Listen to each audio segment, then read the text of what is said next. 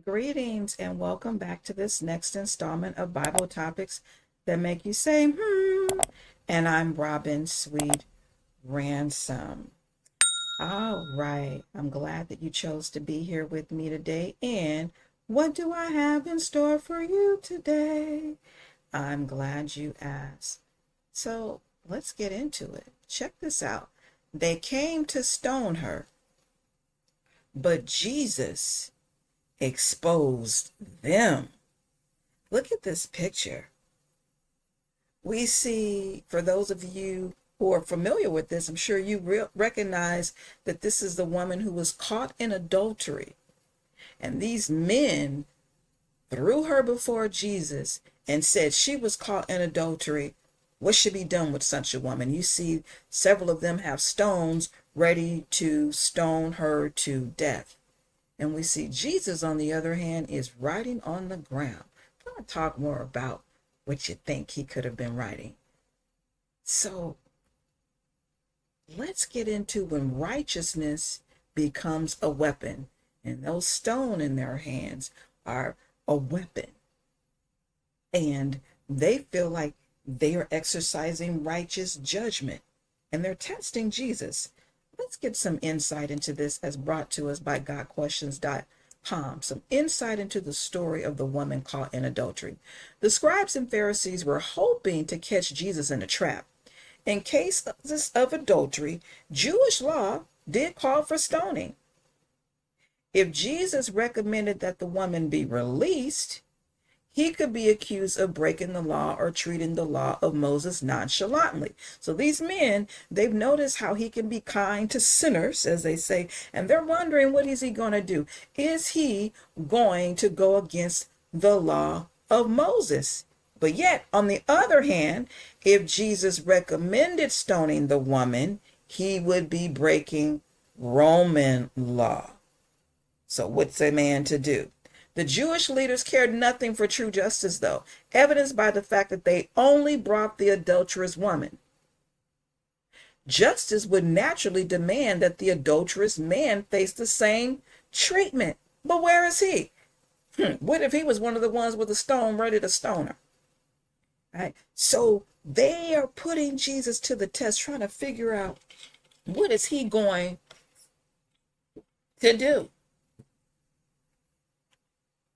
It says Jesus's response flawlessly preserved both Roman and Jewish law while uncovering the evil intentions in the hearts of the woman's accusers. So let's get into it. So picking up in John chapter 8, verse 2, it says, at dawn, look at this. I didn't really realize this until I was preparing this lesson. It says, at dawn, he, meaning Jesus, went to the temple complex again, and all the people were coming to him. This is pretty early to be preaching, right? At dawn, it's still kind of dark out. He sat down and began to teach them. Then the scribes and the Pharisees brought a woman caught in adultery, making her stand in the center. So these men were out late at night or early in the morning trying to catch. I would say that they already had an idea this is what she would be doing. Maybe they've been watching her for a little bit, and they're thinking this is their grand opportunity to make an example of her while testing Jesus. So they caught her in the act of it. Probably barely had time to throw her clothes on, and they made her stand before Jesus. The question is, where is the man? She wasn't committing adultery by herself. Why did they only focus on the woman, these self-righteous Pharisees? Verse 4, they say, teacher, this woman was caught in the act of committing adultery. In the law of Moses, we're commanded to stone such a woman, and the man too, but they don't mention that. So what do you say? They asked this to trap him in order that they might have evidence to accuse him, to show that he's going against the Mosaic law. But here's the thing. They were living under Roman rule, and they didn't have a right to just go around killing folks, even though the Mosaic law allowed for it back in the day. They know this, but they're trying to see what Jesus will do. Verse 7, when they persisted in questioning him, because maybe he wasn't responding to them, he stood up and said to them, the one without sin among you should be the first to throw a stone at her. Listen to that. You without sin. If any of you are without sin, you throw the stone at her.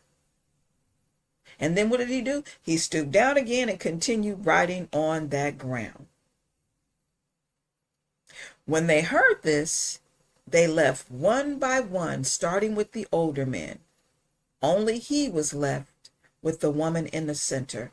What do you think Jesus was writing? I like to say and just imagine that he began writing down each of their sins, their secret sins that they didn't think anyone knew of. Only God would know. And he's showing that he is God in the flesh, began to write down those sins. And when they saw that, they decided they need to drop those stones and walk away. How dare they be ready to stone her while they themselves have so much going on? And again, where was the man she was committing adultery with? I even thought about maybe he wasn't pleased with her act. And then he decided to be out there ready to throw a stone at her too. Verse 10, Jesus stood up and he said to her, woman, where are they? Has no one condemned you? No one, Lord, she answered. Neither do I condemn you. Go, and from now on do not sin anymore. Look at the compassion that Jesus shared or expressed towards this woman. If anybody could have thrown a stone, because he has no sin, it was him. But he chose to extend her a grace, but he didn't give her a pass for her behavior. He told her, sin no more.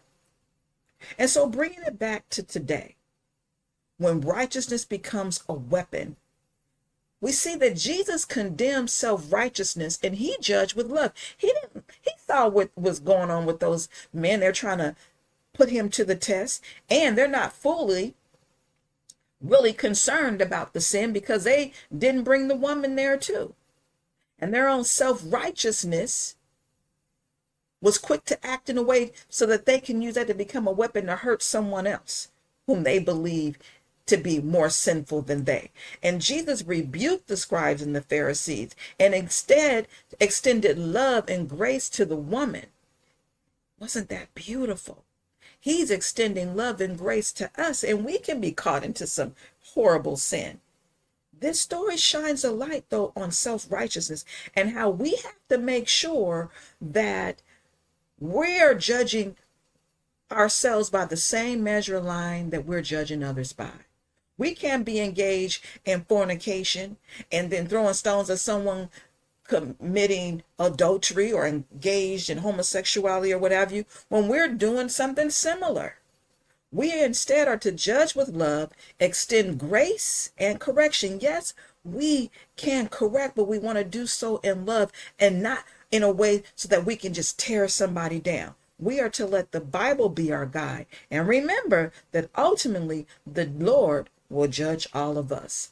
So I had Charisma create this graphic for me. What Jesus may have been writing. What if he was writing down some of their sins? Either you're a liar, you've been caught stealing, or I've seen you steal.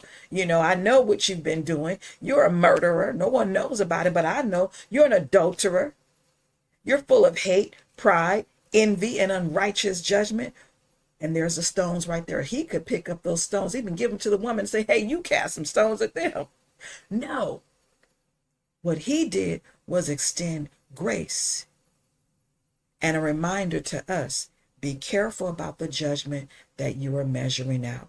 And we're encouraged to put the stones down and receive grace. And I love this. Truth convicts and grace restores. He's extending that grace to each of us because all of us have fallen short of the will of God. John 3:17 says, for God did not send his son into the world that he might condemn the world, but that the world might be saved through him.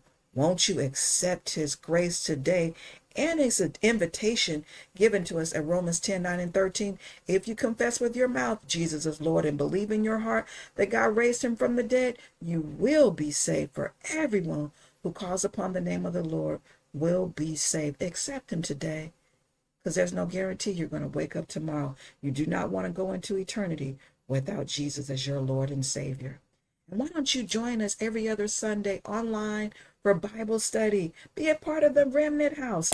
We have some wonderful fellowship, and I'm sure you will be blessed as well. And if you haven't already subscribed, please subscribe, like, share, and comment. And I'll see you next time on Bible topics that make you say, what?